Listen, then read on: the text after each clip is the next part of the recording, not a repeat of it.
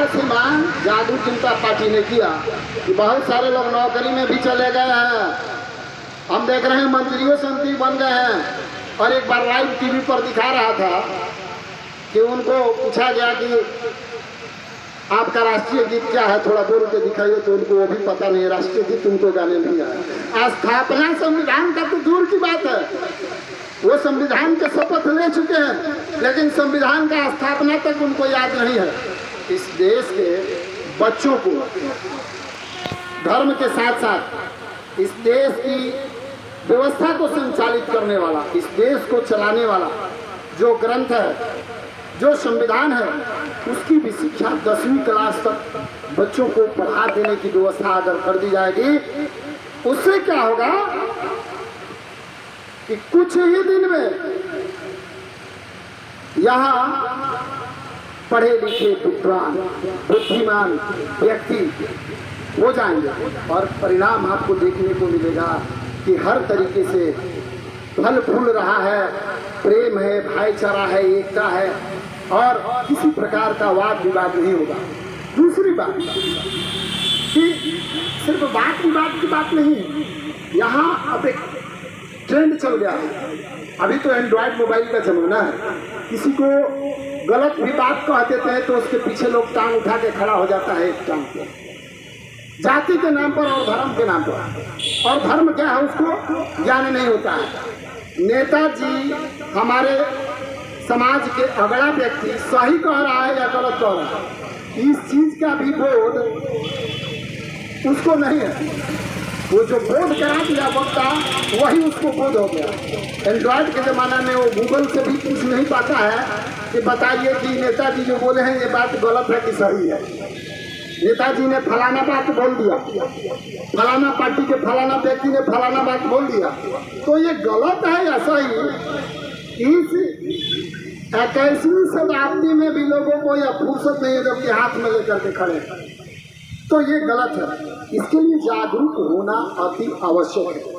और जागरूक जनता पार्टी कहती है कि जब आप हर तरीके की शिक्षा देंगे और भारतीय संस्कृति व्यवस्था की शिक्षा देंगे, तो स्वाभाविक बात है कि भारत में जितने वेद पुराण ग्रंथ और जिस तरीके की संविधान है, इसकी ज्ञान अगर बच्चों के अंदर भर दी जाए तो पूरे विश्व में हम जिस तरीके से पहले बुद्धिजीवी, पढ़ाका और विद्वान और सोने की चिड़िया कही जाती थी भारत देश, उस तरीके से हम लोग होंगे और स्थापित करके दिखाएंगे। और यह व्यवस्था तब संभव है जब सरकार यहाँ समान शिक्षा नीति लागू करे। और ये सरकारी स्कूल ही नहीं बल्कि सभी स्कूली व्यवस्था में पहला क्लास से 10वां क्लास तक भारतीय सांस्कृतिक वेद ग्रंथ पुराण, नैतिक शास्त्र, नीति शास्त्र और संविधान की पढ़ाई कराई जाएगी। ये व्यवस्था जब लागू होगी तो ही ये संभव है। अगर सरकार नहीं लागू कर पाती तो सरकारी स्कूल में पढ़ने वाले जो बच्चे हैं उनको 60% सरकारी नौकरी में आरक्षण दे दीजिए। और जब 60% सरकारी स्कूल में पढ़ने वाले बच्चों को आरक्षण दे दीजिएगा तो स्वाभाविक बात है कि वहाँ पढ़ने जाता है गरीब का बच्चा, लाचार व्यक्ति का बच्चा जो पैसा 500 रुपया महीना नहीं दे सकता है प्राइवेट स्कूल में। और यहाँ सरकार चल रही है गरीब, दलित, शोषित, पीड़ित अकलियतों का। और कोई आज की डेट में वैसा पार्टी नहीं है, कोई वैसा नेता नहीं है जो यह कहता है कि भाइयों बहनों मैं गरीब का नेता हूं। सुनो तारा लोग हो, हम अमीर के नेता हैं तो हम लोग के नेता ना हैं।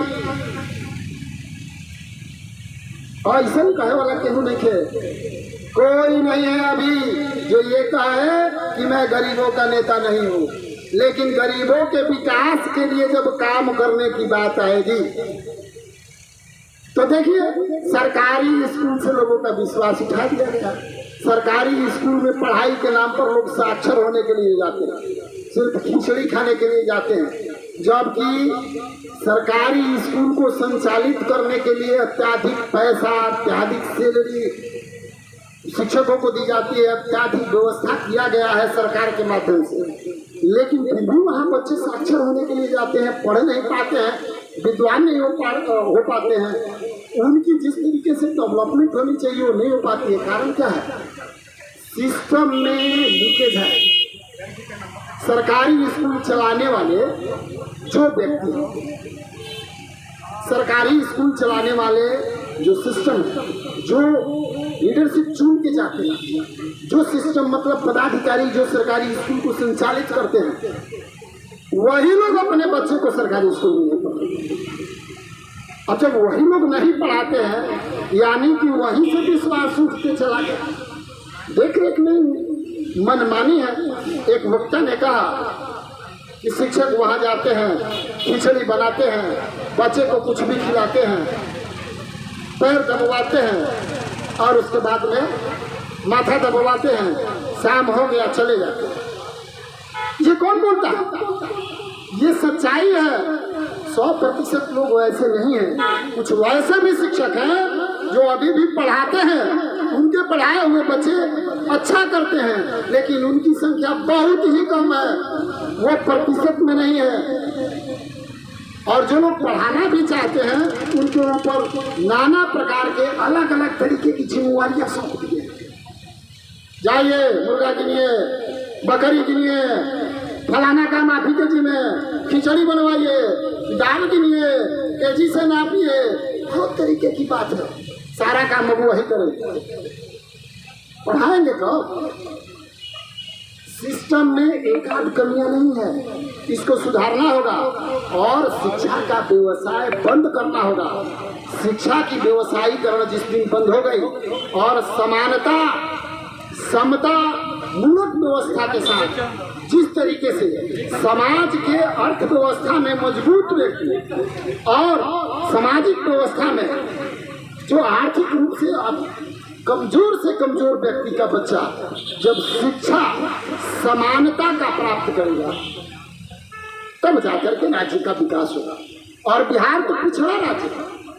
इसके विकास के लिए मैं माननीय मुख्यमंत्री नीतीश कुमार जी से यह मांग करता हूँ कि आप इतने दिन से लगातार मुख्यमंत्री रहे हैं, आप केंद्र सरकार के साथ भी मिलकर के सरकार चलाए और अभी वर्तमान में भी मिलकर के सरकार चला रहे हैं। बिहार के लोगों का वास्तव में विकास चाहते हैं तो बिहार के लोग शिक्षा में जो पैसा खर्च कर रहे हैं, उनसे उनकी जेब पर अत्याधिक बोझ पड़ रहा है और वो लोग इसी तरीके से बच्चे को पढ़ा तो रहे हैं, लेकिन परेशानियां झेलनी पड़ रही है।